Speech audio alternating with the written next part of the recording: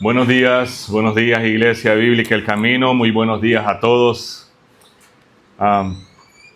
Si es tan amable, le pido que oremos juntos y pidamos al Señor que seamos bendecidos por su palabra. Oremos. Padre, antes que nada, Señor, muchas gracias por tu preciosa palabra, Señor, por tu santa palabra. Gracias, Dios, por el privilegio que tenemos de tenerla en nuestro idioma y poder meditar en ella. Hoy, Señor, un grupo de tus hijos, esta iglesia, Señor, y todos los que estamos, nos reunimos para escuchar lo que tu palabra nos enseña, Señor. Nos reunimos para adorarte, Señor. Este servicio es un culto de adoración.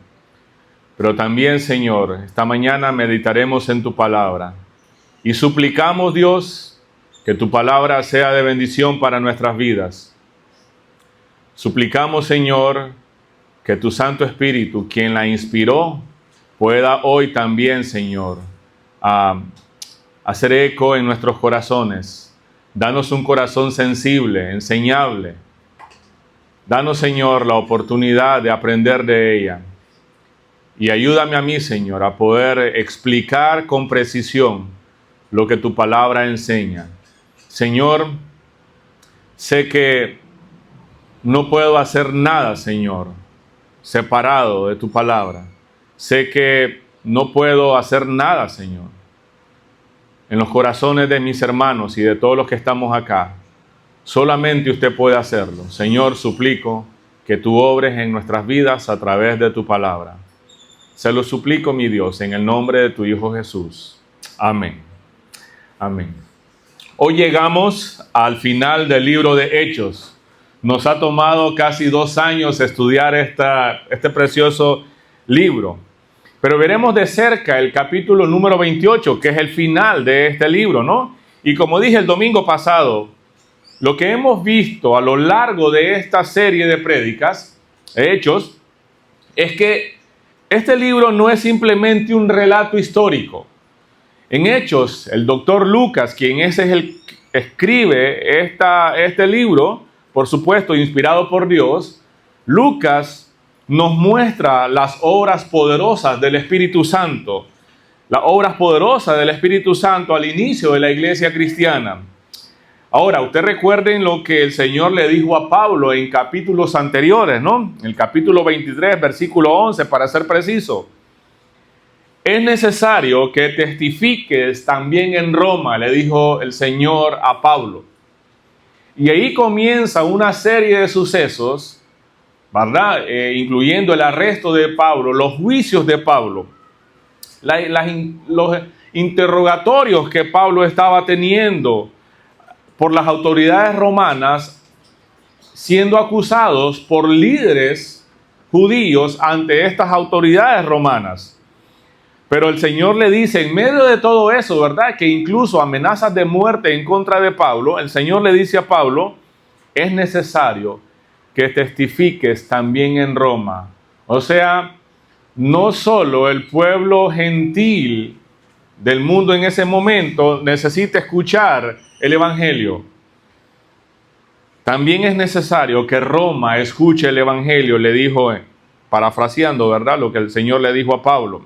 Entonces, el libro de Hechos no termina como quien cierra una puerta, no, más bien con una puerta abierta. Es interesante esto porque al ver el propósito de Lucas, al escribir este libro, no es darnos una biografía de la vida del apóstol Pablo, aunque a través de este libro nosotros podemos ver a Pablo ya después de su conversión, dar varias veces su testimonio personal de conversión.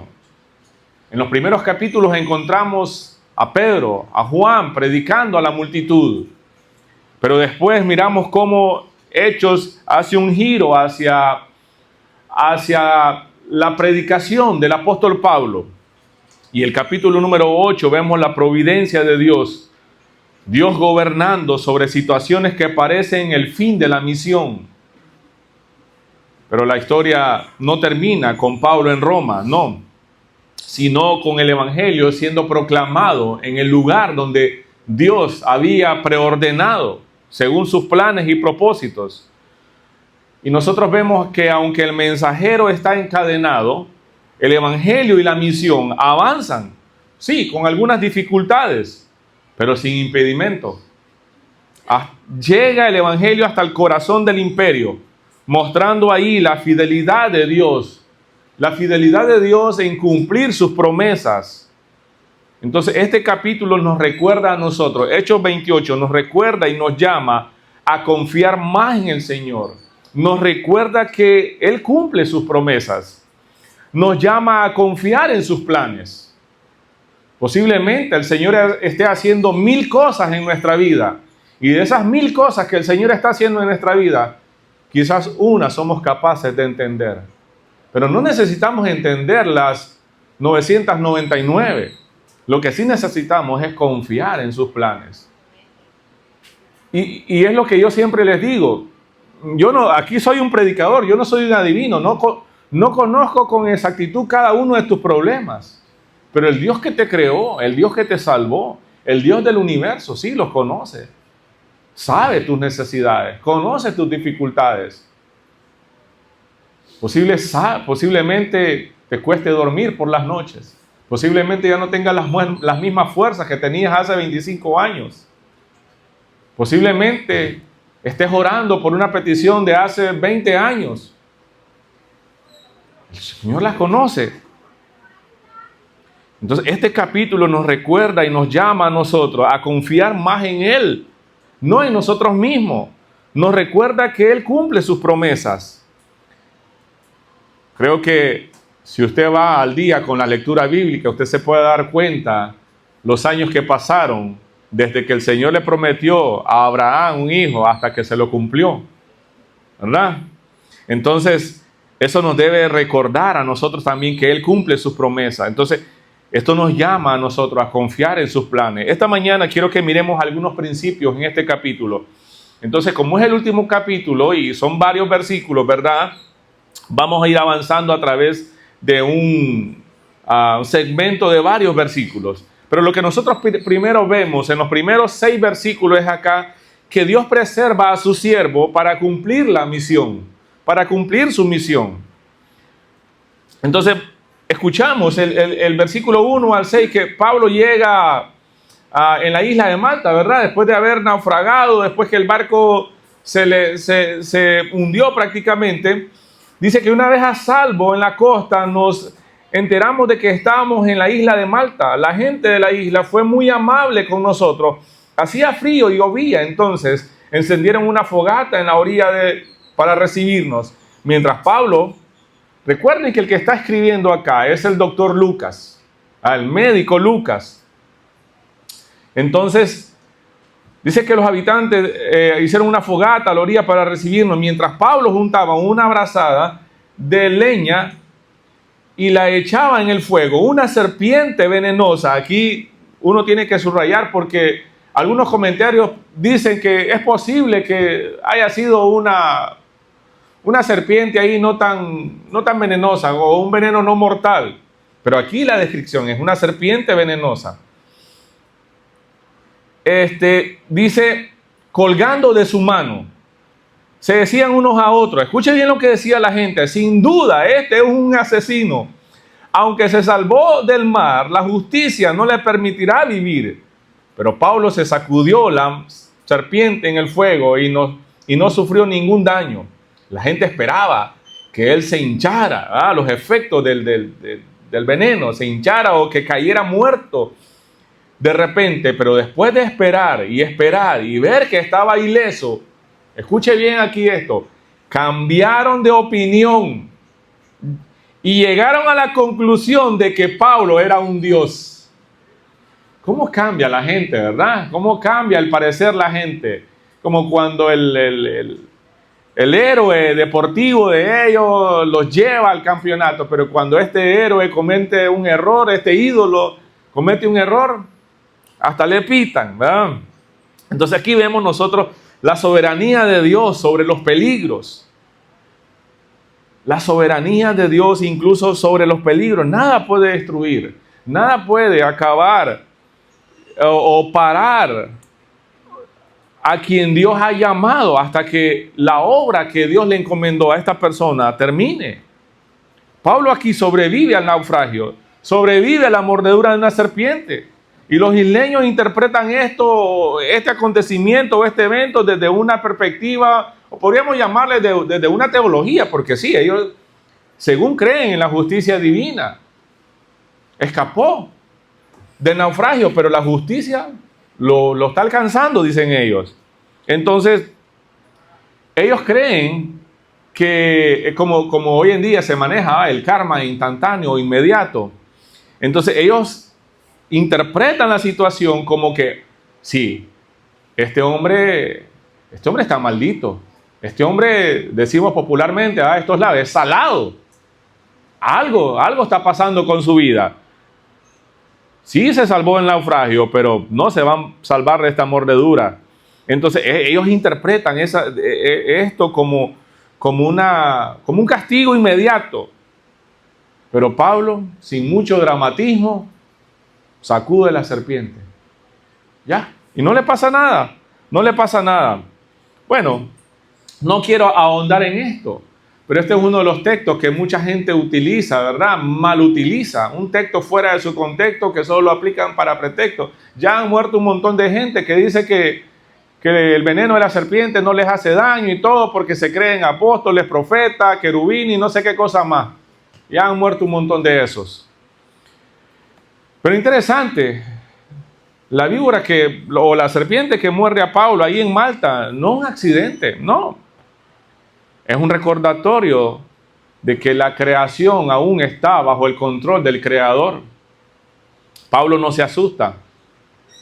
Pablo está confiando en la promesa de Dios de llevarlo hasta Roma. Recuerdan Hechos 23:11, lo que el Señor le dijo a Pablo, es necesario que Roma escuche el Evangelio. Entonces, la explicación del por qué el veneno de la serpiente no mató a Pablo, esa explicación no la tiene nadie, no la tiene ni Pablo, no la tiene la gente de Malta, los isleños.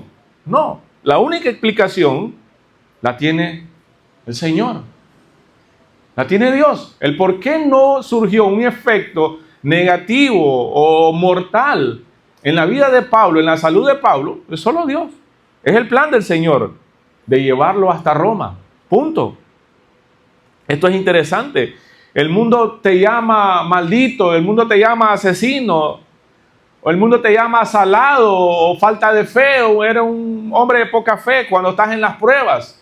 Porque la gente interpreta que mientras estás bajo una prueba, mientras estás en dificultades, la gente dice, sí, seguro es un castigo del Señor. Sí, es que no ha sido sanado porque no tiene fe. Pero te dicen, ángel, Dios, cuando estás en el éxito, te alaban, te levantan. Pero algo que nos debe recordar esto es que mi identidad, tu seguridad, mi seguridad descansa en el decreto divino. Si lo que nosotros llamamos accidente, ¿verdad? Los accidentes que suceden en la carretera o una enfermedad o una mala noticia, si fueran simplemente castigos del Señor, todos andaríamos en silla de ruedas o muletos o en muletas. Todos estaríamos en un hospital. Si las enfermedades fueran castigos de pecado, si las dificultades fueran castigos, puede ser una prueba. Escuche lo que frecuentemente decía este predicador George Whitefield. Él decía esto. Este Whitefield decía esto porque él creía en la providencia del Señor, y es una de las cosas que nosotros como iglesia bíblica creemos, la providencia, la soberanía de Dios. Él se repetía esto cuando trataba de recordarse que su confianza estaba en la soberanía de Dios, en la protección de Dios, mientras él estaba cumpliendo su ministerio. Escuche lo que decía este predicador. Somos inmortales hasta que nuestro trabajo en la tierra haya terminado. Es la verdad. Es la verdad. Si Dios te dio una misión, si Dios te encomendó algo, Dios te va a quitar de esta tierra, de este mundo, hasta que cumplas lo que Él te mandó a hacer. Sí, tus días, mis días acá en la tierra están contados por el Señor. Yo no sé cuándo voy a partir de esta tierra, ni me gustaría saberlo. Solo en los planes del Señor están. Los juicios y los viajes de Pablo en medio de tanto peligro, en medio de tantas dificultades, nos deben de recordar a nosotros que el tiempo de vida de un creyente no está determinado por las coincidencias de la vida, no está determinado por la suerte, sino más bien por el decreto soberano de Dios. Ningún accidente, ninguna enfermedad, ninguna persecución puede arrebatar la vida de un siervo del Señor, de un hijo de Dios. Nada de eso va a hacerlo antes de que haya completado la tarea que Él le encomendó. Punto. Si eres un hijo del Señor, tienes un propósito en esta vida. Dios te creó para que le dieras gloria a Él. Y tus días en esta tierra están contados. Sí, están contados, pero por el Señor. Nuestros días en esta tierra están determinados por el tiempo y los propósitos divinos. Punto. Salmo 139, versículo 16 dice, aquí está el salmista hablando, me viste antes de que naciera. Cada día de mi vida estaban registrados en tu libro. Cada momento fue diseñado antes de que un solo día pasara. La vida del creyente está segura hasta que Dios complete su propósito. Los peligros no pueden destruirte mientras el Señor tenga un trabajo para nosotros. ¿Sí? Así decía el reformador Juan Calvino. Los peligros no pueden destruirnos mientras el Señor tenga trabajos para nosotros. Y por eso es que los reformadores de los años 1500, los puritanos de los años 1700, 800, confiaban, creían en la providencia, en la soberanía del Señor. Su vida giraba alrededor de esto. Nada era un accidente para ellos. Lo que llega a tu vida, escuche bien, lo que llega a tu vida primero pasa por las manos del Señor.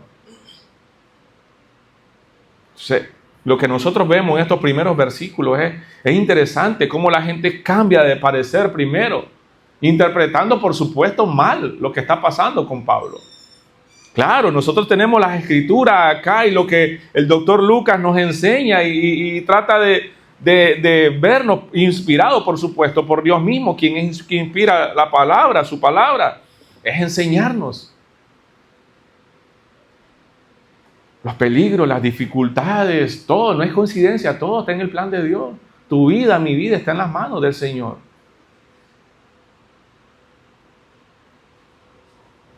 Debes recordar esto.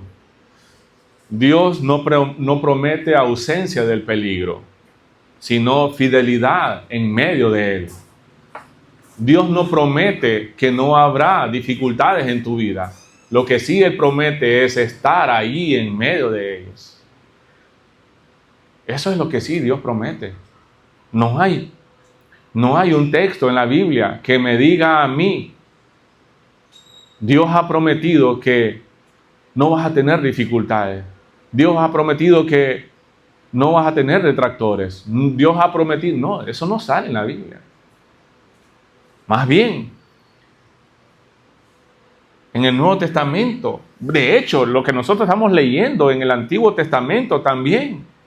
Miramos las dificultades que pasó Abraham, miramos las dificultades, incluso con su sobrino Lot. Es interesante todo esto. Miramos en Mateo. Bueno, el próximo mes vamos a empezar a estudiar el Evangelio de Juan, desde el capítulo 9, porque nuestra meta o el enfoque de este año es crecer en el conocimiento de Cristo. Y el Evangelio de Juan es un libro muy dado, muy propicio para esto, porque Juan tiene dos propósitos. Ese evangelio es apologético y evangelístico. Apologético porque nos muestra quién es Cristo y tiene el propósito de que conozcamos a Cristo y a través de conocerlo a Él podamos tener vida eterna. Y ustedes se van a dar cuenta cómo en este evangelio de Juan, Jesús mismo enseña que en el mundo vamos a tener aflicciones, nos dice. Entonces Dios no promete ausencia del peligro, lo que sí promete es su fidelidad en medio de él. Otro principio que nosotros encontramos está en el versículo 7 al 10, escuche lo que dice. Cerca de la costa donde llegamos había una propiedad que pertenece a Publio, el funcionario principal de la isla. Él nos recibió y nos atendió con amabilidad por 3 días. Dio la casualidad de que el padre de Publio estaba enfermo, con fiebre y disentería. Pablo entró a verlo, oró por él, puso sus manos sobre él y lo sanó. Entonces todos los demás enfermos de la isla también vinieron y fueron sanados. Como resultado nos colmaron de honores y cuando llegó el tiempo de partir, la gente nos proveyó de todo lo que necesitábamos para el viaje. Después de estar como un náufrago, un prisionero náufrago, ahora miramos a Pablo siendo usado por Dios para traer, por supuesto, sanidad a esta gente, pero también fue colmado, dice, de honores o de provisión también. Fueron atendidos. Recuerden, la obediencia, la fidelidad de un solo hombre trajo bendición para el resto de la tripulación. Interesante, ¿no? Entonces, la misión de Dios continúa aún con heridas. Aún con heridas nos enseña esto. Entonces, el sufrimiento del creyente a veces puede ser la plataforma para el consuelo de los perdidos. Dios está usando la vida de Pablo en medio de toda esa travesía, de naufragio, mordedura de serpientes, cadenas y todo, para traer consuelo a los perdidos. No dice exactamente qué tipo de enfermedades Pablo sanó, pero hubieron gente que fueron sanas. El papá de este funcionario de la isla, Pablo, siendo un náufrago, siendo un prisionero, sana al papá de Publio y a muchos enfermos más.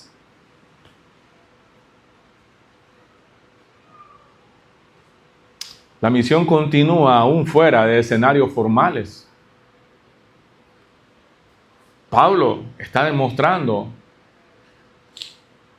quién tiene el poder. Y ustedes recuerden que el poder y las sanidades que los apóstoles hacían o tenían en medio de la gente, estas sanidades tenían un propósito. El propósito de estos milagros era validar la autoridad apostólica, validar el mensaje del evangelio en territorios paganos. Los apóstoles fueron dotados con este tipo de poderes para autenticar el mensaje. Recuerdan que ellos andaban predicando en pueblos gentiles, no judíos. Esto nos enseña que la gracia de Dios llega por medio de hombres comunes y corrientes como usted y como yo, pero hombres dispuestos a dar su vida por el evangelio. Por eso en el capítulos anteriores, en el capítulo 20, Pablo dice, pero mi vida no tiene ningún sentido, no tiene ningún valor, a menos que yo la utilice para terminar la tarea que me encomendó el Señor Jesús, la tarea de contarles a otros, ¿qué? El evangelio, la buena noticia. Ahí está Pablo viviendo por una causa más grande que su propia vida. Pero cuando hay determinación en los hombres, cuando hay determinación en el pueblo de Dios, otros pueden ser bendecidos. Pero si nosotros nos quedamos ahí viviendo en nuestras comodidades, viviendo para nosotros mismos, para nuestros propios planes, nuestras propias metas, actuamos egoístamente. No es lo que estamos viendo acá en Pablo. Sí, por supuesto, esto nos enseña que la gracia de Dios llega por medio de hombres comunes y corrientes, pero hombres dispuestos a dar su vida por el evangelio. Pablo no buscaba comodidad, no. Pablo buscaba la gloria de Dios, que Cristo fuera exaltado ahí en esta isla de Malta. Hay un eco bastante fuerte acá. Si me pueden ayudar con eso, gracias. Entonces, Lucas, mire qué interesante, porque Lucas conecta el mensaje del Evangelio con las obras que autentican la misión. Eso es lo que está haciendo Lucas. Pablo es llamado a predicar el Evangelio, pero Pablo también hace obras de sanidad. Entonces conecta esto, el Evangelio, con obras que autentican la misión. No es solo, oh, voy a orar por vos, pero nada más. Pablo realiza sanidad. Y esto nos enseña, por supuesto, hoy en día, esto de sanidad tenía un propósito en su contexto. Hoy en día no es así, tenemos la palabra de Dios completa. Entonces, lo que sí nos puede enseñar a nosotros es que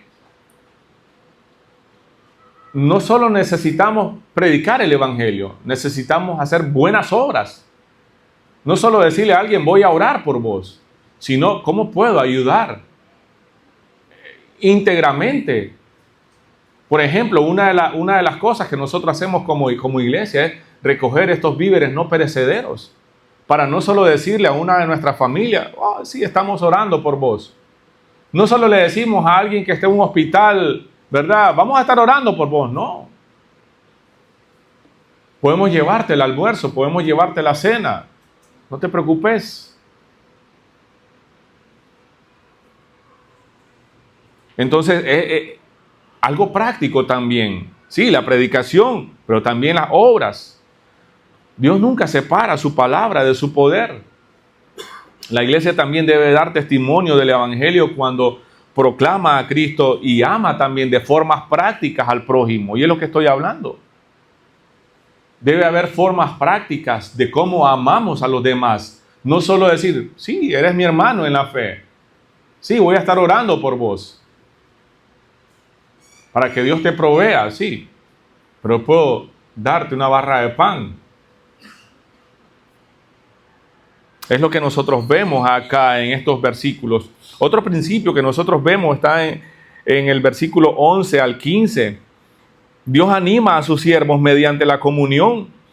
Porque es lo que nosotros vemos. 3 meses después, cuando Pablo llega a Roma, ¿verdad? Después del naufragio, zarpamos en otro barco que había pasado el invierno en la isla. Era un barco de Alejandría que tenía como figura de proa a los dioses gemelos.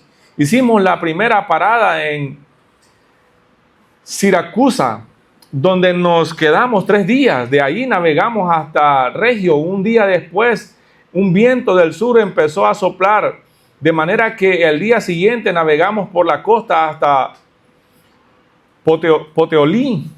Allí encontramos a algunos creyentes quienes nos invitaron a pasar una semana con ellos y así llegamos a Roma. Los hermanos de Roma se habían enterado de nuestra inminente llegada y salieron hasta el foro por el camino de Apio para recibirnos. En las 3 tabernas nos esperaba otro grupo. Cuando Pablo los vio, se animó y dio gracias a Dios. Una vez que llegamos a Roma, a Pablo se le permitió hospedarse en un alojamiento privado, aunque estaba bajo la custodia de un soldado romano. Miren qué interesante. Dios anima a sus siervos mediante la comunión. Y es lo que nosotros vemos. Otros creyentes estaban esperando a Pablo. Y fue de ánimo, fue de bendición el que hayan recibido a Pablo de esa manera. El encuentro aquí con estos hermanos en el foro de Apio infunde ánimo en Pablo. Incluso el apóstol necesita estímulo espiritual. Pueden decir, bueno, o al día de hoy podemos leer el apóstol Pablo, un gran hombre de Dios. Los apóstoles, grandes hombres de Dios. Hombres comunes y corrientes como usted y como yo, pero que habían entregado su vida al servicio, a la causa de Cristo. Hombres que tenían necesidades. Seguro hubieron momentos de desánimo, momentos tristes, dolorosos para ellos. Pero aquí el encuentro con estos hermanos anima a Pablo. Entonces a veces creemos que los grandes héroes de la Biblia eran superhumanos. Y no es así. Eran hombres comunes y corrientes. pero con una fe auténtica. Eso sí hace la diferencia. Hombres comunes y corrientes, con una fe auténtica, con una devoción, con un amor genuino al Señor. Hombres y mujeres entregados a la misión. ¿Sí? No hay excusa para usted y para mí no vivir una fe auténtica. No hay excusa para nosotros. No podemos caer en la autocompasión y decir, bueno, es que eso eran otros tiempos. Sí, eran otros tiempos donde no habían 4x4, donde no habían vehículos con motores. Los vehículos eran de un solo caballo de fuerza. Sí, carretas aladas por bueyes, en camellos, o caminando. El que tenía un camello tenía dinero. El que tenía un burro tenía un 4x4.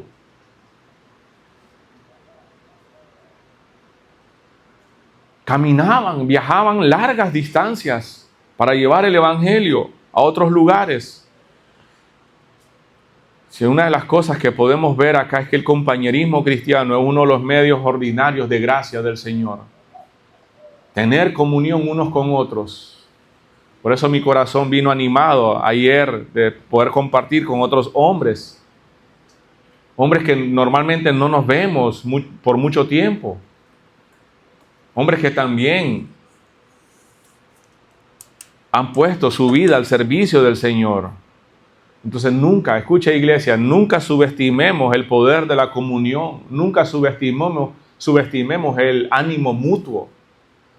Por eso venimos cada domingo, nos reunimos acá, después de alabar al Señor, después de cantarle a Él, escuchar por una hora a veces la prédica, podemos salir animados, enseñados por la palabra, pero también tenemos comunión, tenemos una pequeña taza de café para usted mientras podemos compartir conversaciones intencionales de ánimo.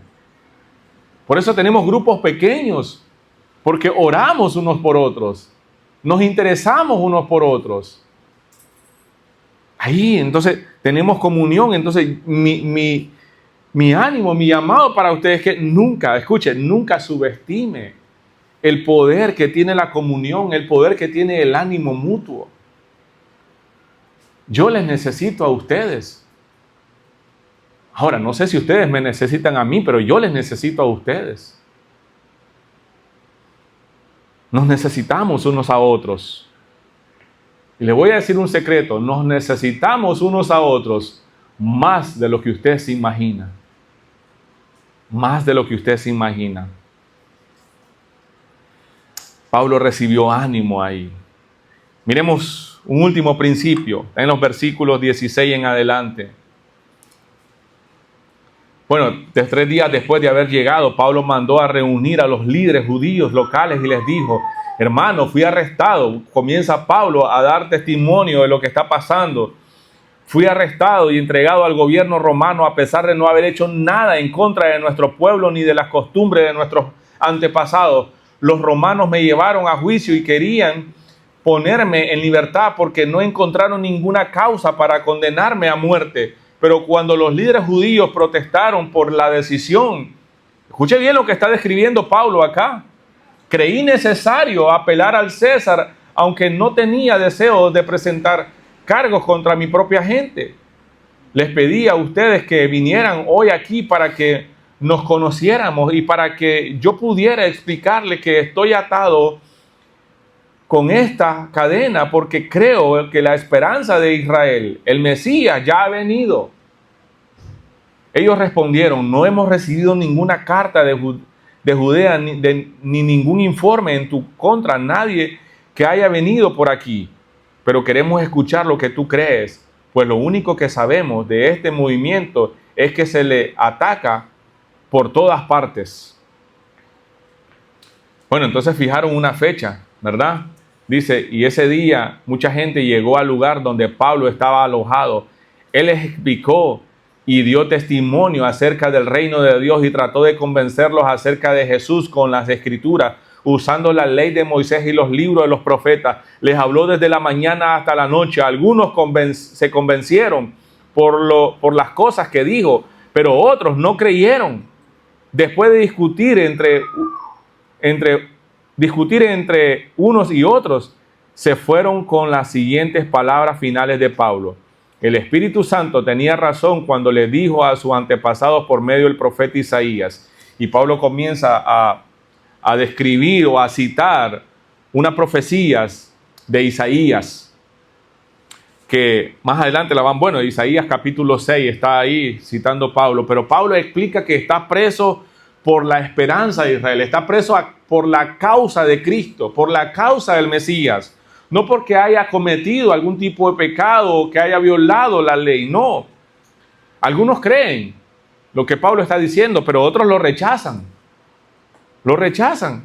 Y lo que Isaías dice, lo que Pablo está citando acá, dice: ve y diles a este pueblo, cuando ustedes oigan lo que digo, no entenderán, cuando vean lo que hago, no comprenderán.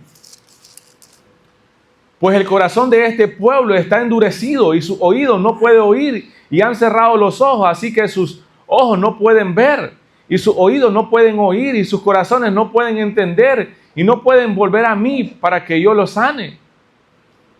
Eso es lo que está Pablo citando de Isaías capítulo 6, versículos 9 y 10. Entonces, esa cita que Pablo les recuerda a ellos, enseña la responsabilidad humana y el juicio de Dios. El juicio para un corazón endurecido. Pero el rechazo humano, escuche bien, el rechazo humano no invalida el plan redentor de Dios. El hecho de que hayan personas que rechacen el evangelio, eso no invalida el plan redentor que Dios tiene para el resto de la población. Que los hombres se endurezcan no significa que Dios haya perdido el control de la historia. No, para nada. Miren, le voy a decir algo. En el infierno no habrá nadie diciendo que vino al Señor y fue rechazado. No. En el infierno no van a haber arrepentidos. No. Tal vez sí, arrepentidos de que no se arrepintieron. Pero no va a haber nadie diciendo que vino al Señor y fue rechazado.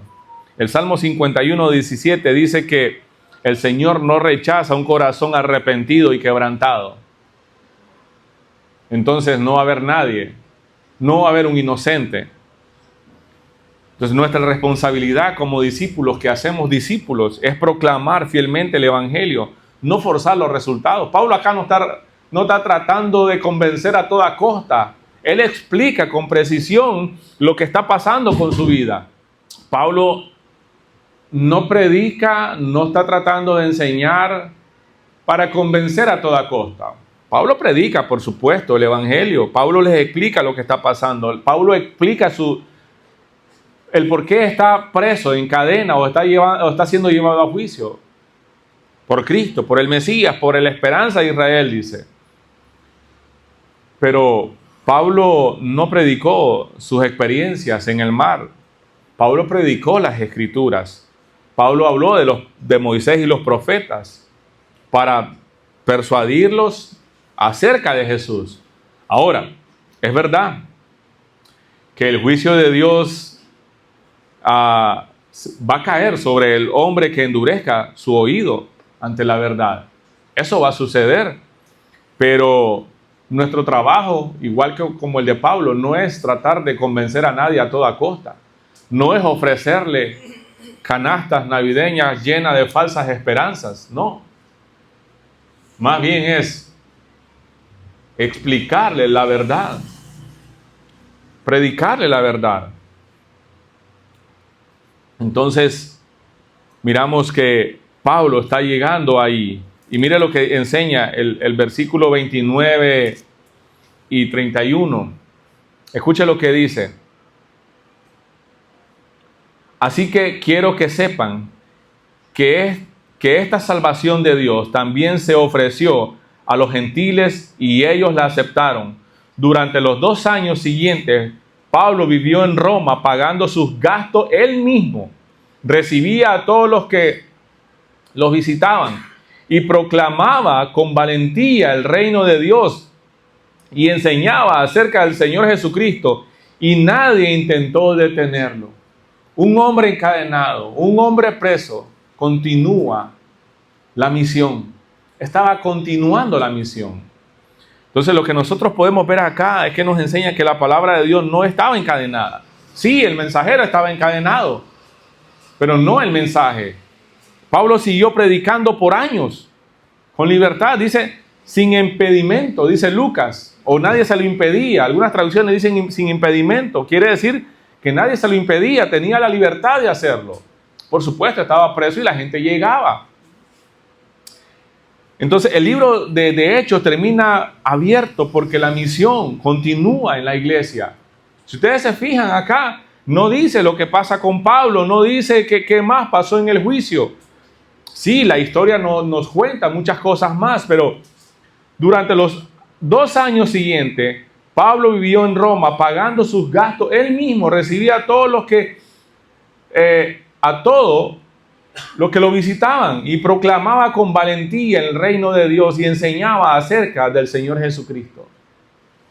El mensaje de Pablo no era, vayan a hablar con las autoridades de Roma, díganle que yo soy inocente para que me liberen. No, Pablo estaba aprovechando en proclamar el evangelio. Entonces este libro no termina cerrado, no, termina abierto, porque la misión continúa en la iglesia. Usted y yo somos los llamados a seguir proclamando el mensaje de salvación. Usted y yo debemos continuar la misión. La iglesia de hoy es la continuación de Hechos 28. Entonces nosotros como iglesia deberíamos continuar con Hechos 29, por así decirlo. Pablo está bajo arresto, pero el evangelio ha sido predicado en Roma. Entonces Hechos 28 nos recuerdan que Dios gobierna la historia, sostiene a sus siervos y lleva su palabra hasta los confines de la tierra. Dios estaba cumpliendo la promesa que le había hecho a Pablo. Era necesario que Roma escuchara el evangelio. Y eso es lo que está pasando en Hechos 28. Entonces la causa de Cristo jamás ha estado en peligro. Aunque sí sus siervos, aunque sí sus mensajeros. Pero la causa de Cristo jamás ha estado en peligro. Entonces, aunque sí sus mensajeros, sus siervos sí lo estén.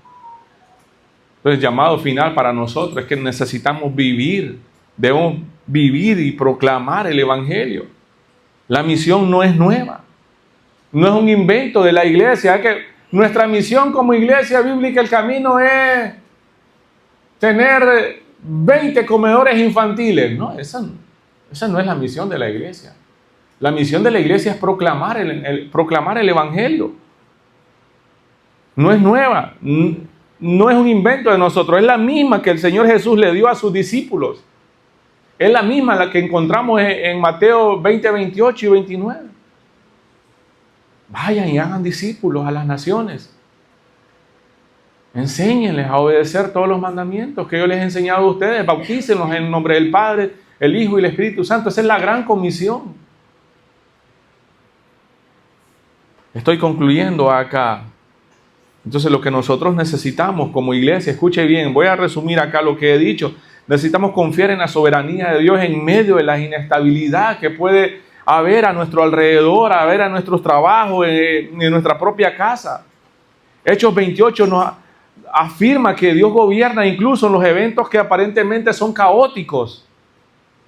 Nada desvió el plan de Dios. Pablo llegó a Roma y predicó el evangelio. Entonces no deberíamos interpretar las adversidades como abandono divino, sino más bien como escenario para que podamos ver la fidelidad del Señor.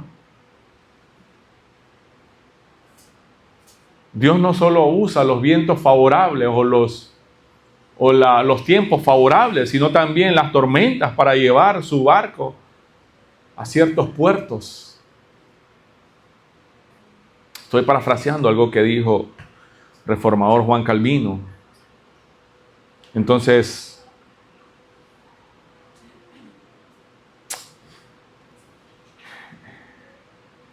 estaba leyendo un post que escribió, ustedes conocen a Nancy, ¿verdad? La esposa de Robert Wolgemuth. Ella escribió un post y puso así, yo lo copié acá: es probable que no seas capaz de ver sus propósitos o su plan en este momento, Pero por su gracia puedes descansar en su providencia, confiando en que Él es bueno, en que Él es fiel, y puedes confiar en Él para escribir tu historia. Nancy acaba de quedar viuda hace menos de 20 días, creo, y escribió esto en uno de sus posts. Es probable que no seas capaz de ver sus propósitos o su plan en este momento. Posiblemente así estaba Pablo, posiblemente así estemos algunos de nosotros. Pero por su gracia puedes descansar en su providencia, confiando en que Él es bueno, en que Él es fiel, y puedes confiar en Él para escribir tu historia, dice. Entonces, debemos confiar en la soberanía de Dios en medio de la inestabilidad, en medio de las adversidades. Otra cosa que necesitamos es desechar los pensamientos supersticiosos o moralistas, como esta gente de Malta. Apenas miró que Pablo era mordido por una serpiente, lo primero que dijeron fue: este hombre está maldito, se salvó del naufragio, pero la justicia lo persigue. Pero después estaba diciendo que era un Dios, porque no le pasó nada. Entonces necesitamos desechar esos pensamientos supersticiosos, aquellas cosas que a veces la cultura misma nos engaña. Hay un montón de cosas culturales en nuestra ciudad que la gente cree, que le ponen un cordoncito, unas pelotitas a los niños, que el muerto debe salir de la iglesia de tal manera, un montón de cosas locas. Que si alguien que viene caminando en el sol mira a tu niño recién nacido, va a pasar esto, un montón de cosas.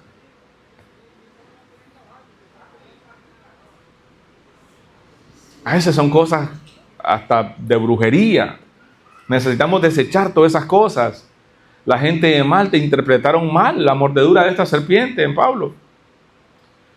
Hoy la creencia es: si te va mal es porque no tienes fe. ¿Sí? Si no ha sido sanado es porque no tiene fe. No. La Biblia enseña que el sufrimiento no siempre es un castigo. Recuerdan la vida de Job, ¿verdad? Ahí está. A todos nos encanta la vida de Job, pero nadie quiere ser Job. Entonces, tener una perspectiva bíblica del sufrimiento te va a proteger del legalismo espiritual. ¿Sí? Te protege del legalismo espiritual. Otra de las cosas que necesitamos es desarrollar un ministerio integral, como iglesia, usted mismo. Que tu fe y tus acciones hagan juego. No solo cuando alguien dice en el grupo pequeño: hermano, por favor, oren por mí porque mi hijo, mi esposa, mi esposo está enfermo. Entonces uno automáticamente: vamos a estar orando. ¿Por qué no pone: en este momento voy a orar por tu petición? Y deje de hacer lo que está haciendo, deje el teléfono y póngase a orar. Eso es acción. Otra de las cosas es que la comunión como medio de gracia, de perseverancia. Pablo cobra ánimo al ver a los hermanos cuando él llega a Roma. Cobró ánimo Pablo. Este texto nos recuerda la necesidad del compañerismo, de la unidad que tenemos nosotros como cristianos. Y le voy a decir algo que espero que no lo olviden nunca. Primero, no existen los cristianos anónimos, ¿verdad? Ahí, que nadie sabe que sos cristiano en tu barrio, ni en tu trabajo, ni en la universidad. Nadie sabe que eres cristiano. No existen tales cristianos. No existen los cristianos anónimos. Otra cosa que no existen son los héroes solitarios. Creer que puedes vivir tu vida cristiana solito te puede pasar factura, y seguramente te va a pasar factura. Nos necesitamos unos a otros, más de lo que nos imaginamos. Aquí está una aplicación práctica para nosotros, mis estimados hermanos. El mismo Dios que guardó a Pablo es el mismo que hoy sostiene tu vida. Dios no ha cambiado. Él es inmutable. El mismo Dios que guardó a Pablo es el Dios que te sostiene. ¿Sí? Entonces, si Cristo reina, la misión nunca está en peligro. La iglesia del Señor persevera, la iglesia del Señor predica, la iglesia del Señor sirve, la iglesia del Señor confía en Él, confía en sus planes, en sus propósitos. El evangelio sigue avanzando porque la misión continúa. No se va a detener, nunca se va a detener. La misión continúa. Y este mismo Dios que guardó a Pablo es el que te sostiene hoy en día. Ese es el mismo Dios. Por aquí estamos terminando, mis amados hermanos, pero ustedes pueden ver la belleza de este libro de Hechos. Quiero recordarles 3 preguntas para los grupos pequeños. Pregunta para los grupos pequeños. Voy a hacer 2 nada más. A ver, en una situación, cuando enfrentas dificultades, escuche bien, ¿qué revela tu relación de tu entendimiento de la soberanía de Dios? Cuando enfrentas dificultades, tu reacción, ¿qué muestra acerca de tu creencia, acerca de la soberanía de Dios?